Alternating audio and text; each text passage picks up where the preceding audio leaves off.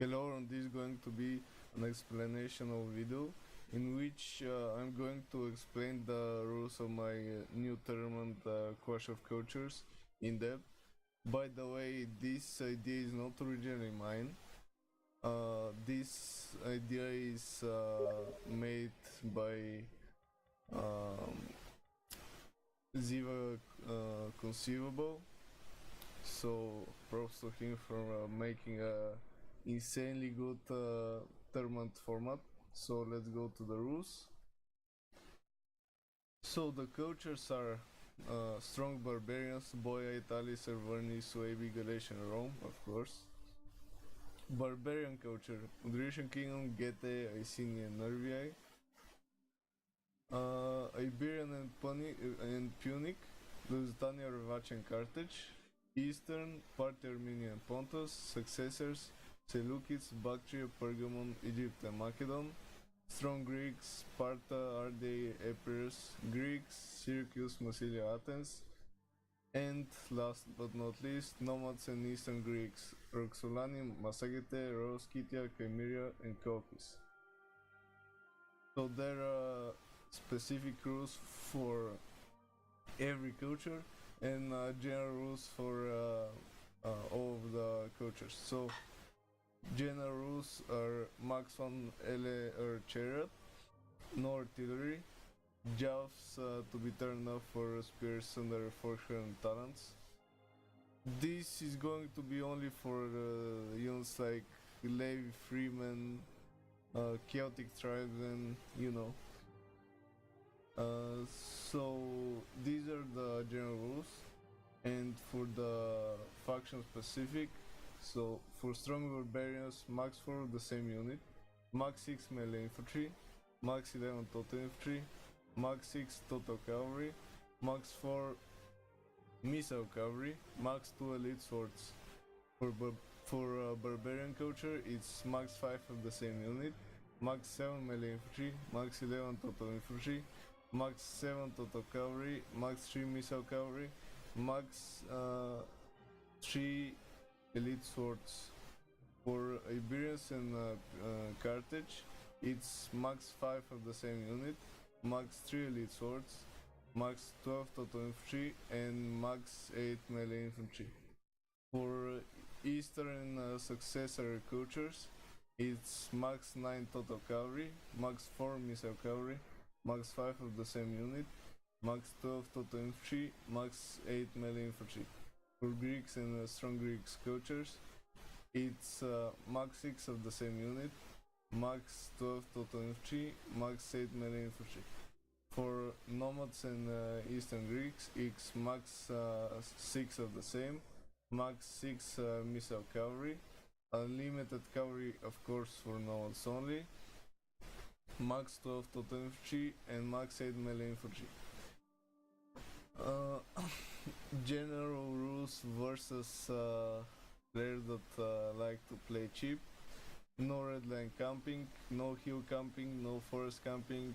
Berserker exploit is banned both for elephants and berserkers. Frenzy charge exploit is banned. So this exploit, if you saw one of my previous videos, in this video I showed how broken it is. So basically even the shitty Lyran cavalry will never break if you activate Frenzy charge before it breaks. So this is banned. In case of rule break, the game or games must be replayed. And in order to prove that there was a rule break, you must send the replays to my email. I'm going to post as a comment to this video, or say screenshot and private message me. So there is an additional rule that is not in every other tournament. So I decided to make rule versus insulting. So if player A insult player B in any way, player A will get defeat in one battle, and if he continues insulting player B, player A will be kicked from the tournament and not be allowed in future tournaments. So this pretty easy rule to follow. Just don't insult your opponent. If you have been provoked, maybe I will considering not giving you any defeats or not kicking you from the tournament, but be careful with the insults. So the deadline will be 1 week, and if a player has real life issues, I could extend deadline with 3-4 days, but this maximum.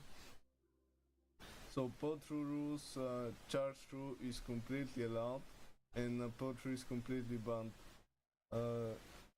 I post a video in the rule announcement, which was made by Maximum a while ago, and in this video everyone which doesn't understand what is the difference between charge through and pod through will get it. So I don't think there will be any problems with pod through, or at least I hope so. It will be best of 3 until finals and best of 5 in finals. So now we get to the tricky part, the picking rules. So you have the right to use only 2 factions per culture. And this means, for example, if you use Arverni and Tylis, you won't be able to use Boyai. If you use Spartan RJ, you won't be able to use Sapers. If you use, let's say, Masageta and Ro Skytia, you won't be able to use Ruxolani and Kokis and Chimera. If you use Seleucids and Baksha, you won't be able to use Pergamon. So only 2 factions per culture. At least until a player has used all of the all the cultures, then the faction pool will be reset, so you can pick the factions again. And of course you can't pick the same faction over and over again. So additional picking rules: player on top of the bracket will pick the culture first, and player at the bottom pick map and counter picks the culture. So for example, let's say player A picks Easterns and player B counter picks with successors and picks Moridun as a map. So when you pick the factions, you can counter pick freely. For example, if you pick Athens and and your opponent pick sorry.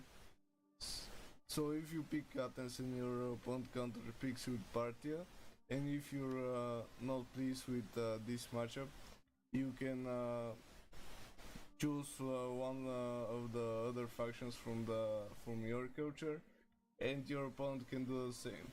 And you can just pick different factions until you're pleased with the matchup. So the map pool is pyramids, north south, 10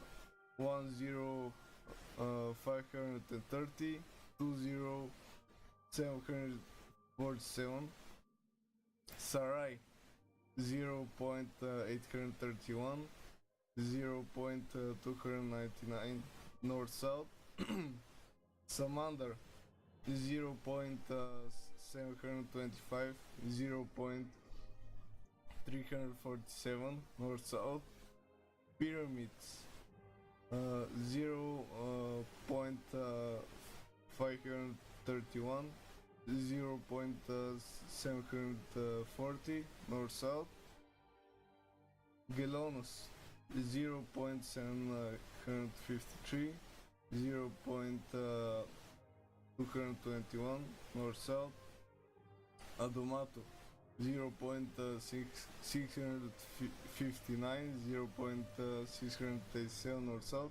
Pretty much the maps from the first use to it, but without Nemetusena, because let's be honest, probably all of us hate Nemetusena by this time. Like every single battle is Nemetusena. Come on.